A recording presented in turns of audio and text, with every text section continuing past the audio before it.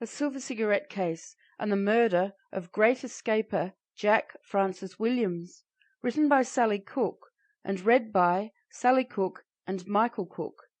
Technical production, Michael Cook.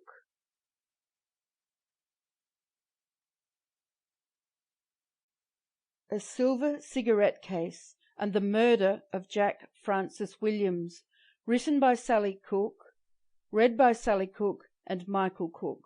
Chapter 1. Jack Francis Williams. As I carried the book Human Game back to the car from the library, my 5-year-old granddaughter asked me why there was blood on the cover. I hadn't even noticed the deep crimson blood seeping into the snow on the front of the book by Simon Reed. I had no answer for this graphic reminder of atrocity, but my granddaughter's great-grandmother was, indirectly, linked to this story. Because the blood represented the murder of 50 British and Allied airmen who had escaped from Stalag Luft 3 prison camp in Sagan, Silesia, in far eastern Germany, on March the 25th, 1944, and were later murdered, point-blank, by the Gestapo.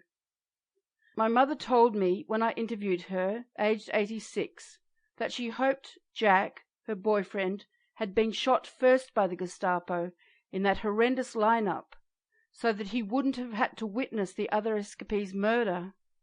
She told me the first she had heard about it was during the war, when a woman's Army Corps friend dropped a newspaper next to her with the headline, "Eden calls it murder."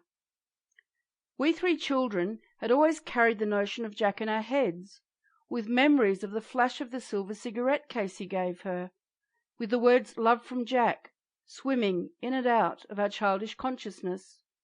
We knew he was shot after the Great Escape, and that before World War II he had worked for our mother's father's engineering firm, Toss P. Headland. We grew up knowing that Jack wanted to be engaged to our mother, and in the interview I had with her, she said they were to marry.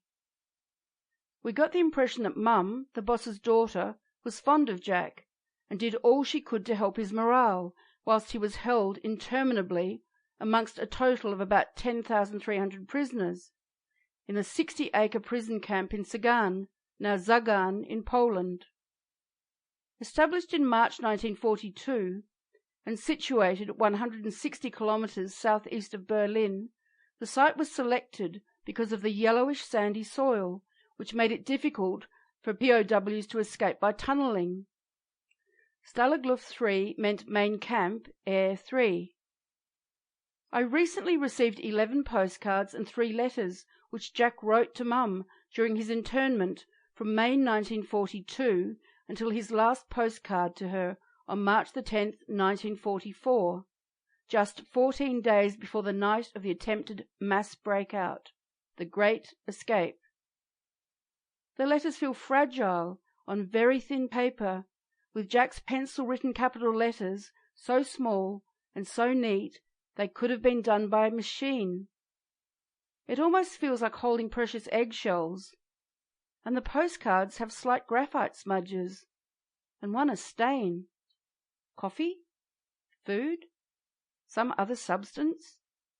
On closer inspection, it looks like all the postcards are fringed with a slightly reddish dust or soil. Could this be from Jack carrying sand from the escape tunnel exit?